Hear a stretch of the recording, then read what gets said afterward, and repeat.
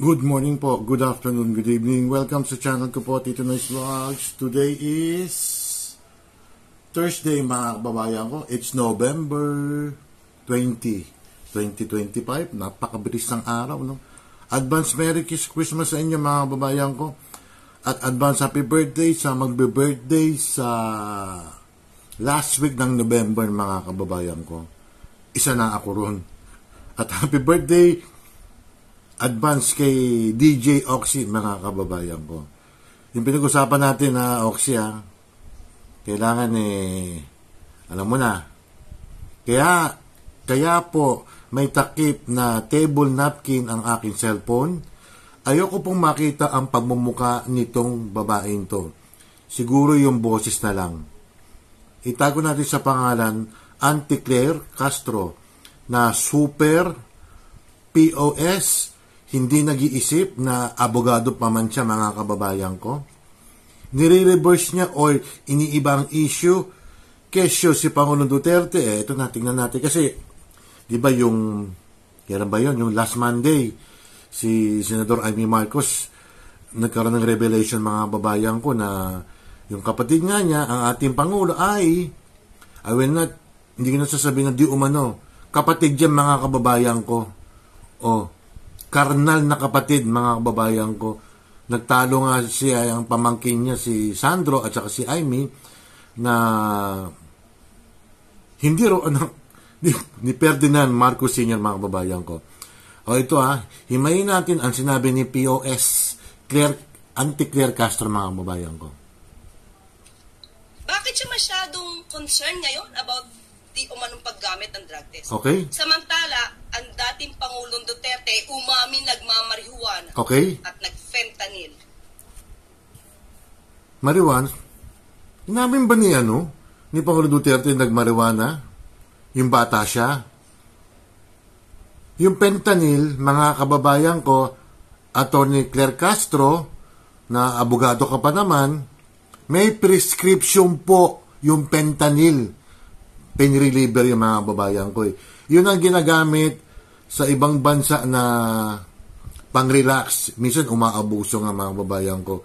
May prescription yun, Auntie Clara. At saka, kapatid ka ba ni Pangulong Marcos? Mas kilala mo ba si Pangulong Marcos? Sumagot ka. Mukhang hindi magre-resign mga kababayan ko ang Pangulo. Talagang paninindigan mga kababayan ko. Ano na lang magiging epekto ng mga kababayan natin at ang ating ekonomiya mga kababayan ko. Lalong-lalo na yung mga gustong mamuhunan nga rito, magdadalawang isip na sila mga kababayan ko. Ay, your president is a user. Ganun sasabihin nila. Pakinggan pa natin si POS. Hindi niya kinall out. Okay. Sige, ano? Pati yung pagnanakaw ni dating Pangulong Duterte. Wala siyang pagtutol. May prueba ka nagnakaw si Pangulong Duterte? You are a lawyer, Auntie Claire, POS. Where is your proof? Pag si Marcos ang inaakusa namin nagagalit ka. Maghanap ka pa ng proof. Sasabihin mo, guni-guni lang. Panay accusation lang. Totoo na. Mga kababayan ko, nagkaroon ng insertion ng 100 billion. Ito, si Senador Lacson, spokesman ng Malacanang. Spokesman ba yan o senador? Ayun, kinlear si Pangulong Marcos na 100 billion daw is ginamit ang pangalan ni Pangulong Marcos, misrepresented daw. Ginagamit ang pangalan. So, ibig sabihin, totoo yung insertion ng 100 billion. Saan napunta talaga yung 25 billion? Sige, kalimutan na natin. Walang kasalanan sa flood control project ang si Pangulong Marcos. Ang issue ngayon, Senador Lacson, hindi ka nag-comment about dun sa revelation yung sinabi ni Senador Amy Marcos. Ang sinabi mo pa, anti-Pilipino. Siyempre, may concern yung si Senador Amy Marcos sa kapatid niya. Ibig sabihin, mahal niya. Timo, ilang beses nang humingi ng pagkakataon at ang ating Pangulo na si BBM na hindi na po siya gagamit ng polvoron. Ang almusal niya is si Maria Juana. Bakit hindi ka nagko-comment? At ito naman naiintindihan ko si Atty. Claire Castro, si Auntie Claire kasi malaki rin ang sweldo ng spokesperson Ngayon, ang Pangulo mismo ano? gustong luminis ang bansang ito. Paano malilinis nga yung pinsan niya? Inabswelto niya na. Tama na nga ito. Papakita ko na lang yung napipik ako pag naririnig ko nga yung boses ito. Kaya lang, kinain ko na yung pride ko Wala, Auntie Claire. Aasahan namin na pag si Pangulong si Sara Duterte na maging Pangulo, ikaw na ang pinaka number 1 critic. May gawin man tama si Pangulong Sara Duterte, lalo-lalo na pag may nagkamali sa admin niya, sigurado yan, titirahin mo yan. Tama na yan muna. Tingnan natin yung gurguran ni Sandro Marcos at yung tiyahin niyan si Amy Marcos, mga babayan ko.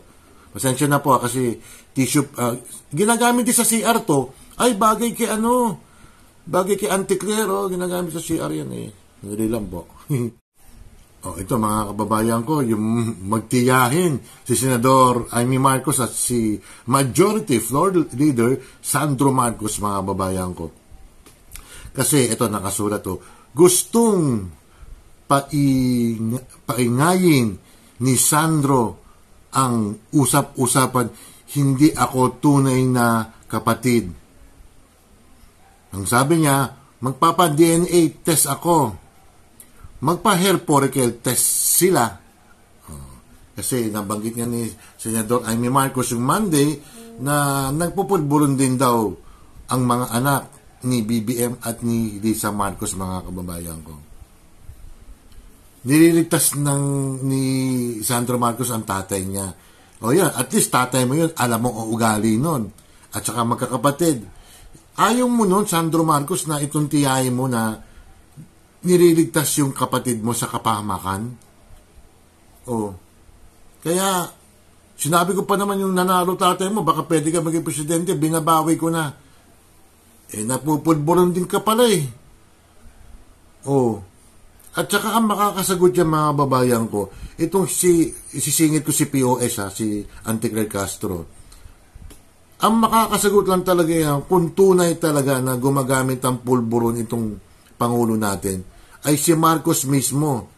Mag-press conference ka. Hindi ka naman aamin Kasi mga babayan ko, tingnan mo, magkakaroon tayo ng leader o nagkaroon tayo ng leader na may problema sa pag-iisip, may problema sa health mga kababayan ko.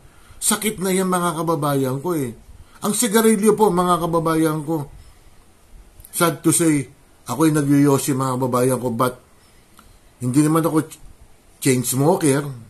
May interval po ako bago magyosi, after kumain, pero kahit di kumakain, nagyosi rin ako. Inaalaw po yan ng gobyerno. Although nicotine is considered na parang substansyan, kasi pag walang yosi, maghihirap ang tao sa Ilocos Sur. Kasi doon ang tabako plan, mga babayan ko mabalik tayo sa magtiyahin, mga babayan ko. Ayan, naghahamon si Senador Amy Marcos. Magpapa-DNA siya. At kayo naman, pamilyang First Family, magpa-hair follicle test kayo. Hamon yan, mga babayan ko. Meron pa tayong itutuloy ko yung sinabi ni Senador Lacson nga na naaawa raw siya kay Pangulo Marcos at nawala ang bilib niya kay Senador Amy Marcos, mga babayan ko. Ganyan sa pamilya, talagang hindi may iwasan ng yung black sheep ba yun? Kasi kinukonsider nila ang si Marcos daw, si BBM, ang pinaka-black sheep dyan sa pamilya. Ultimo yung tatay niya, na kinakwento ni Senador Amy Marcos, na problematic child. Hindi nga nakapagtapos ng pag-aaral yan eh. Ano kung nakapagtapos siya sa Wharton ba yan o ano? Wharton, dati pinagtarabawan ko yun, mga babayan ko. Credit investigator ako nun eh. Pero yung kadugo mo na ang nagsabi na may problema ang ating Pangulo, baka sa darating na mga araw, maraming magsialisan sa kabinete mo, Pangulong Marcos. Hindi mo lang mararamdaman yan.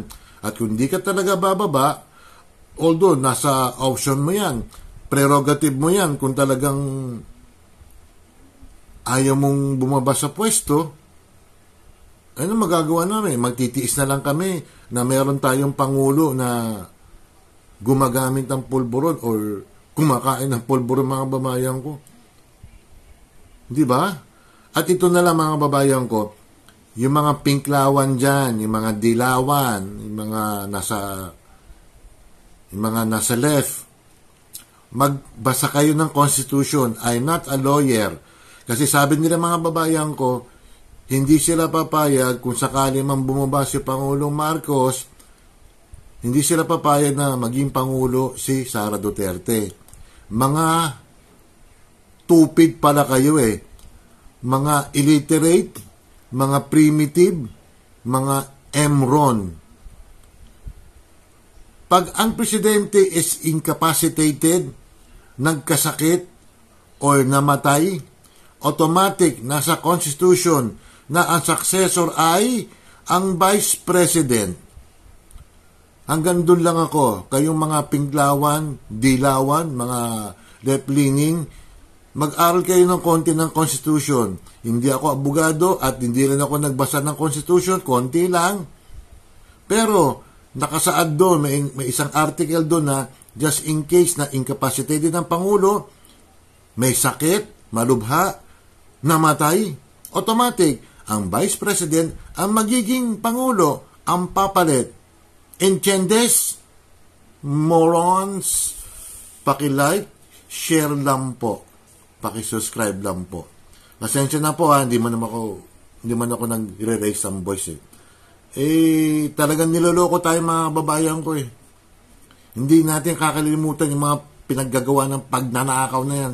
Sige, i-exempt ko na si Pangulo Marcos, hindi siya nagnakaw. Pero yung health condition niya, mga babayan ko, ultimong kapatid niya ang nagsabi na may problema talaga. Andyan na yan eh. Budol-budol na tayo eh. Nabudol tayo, mga babayan ko eh. Ewan ko na kung magbabago pa siya. Diyos na lang ang bahala.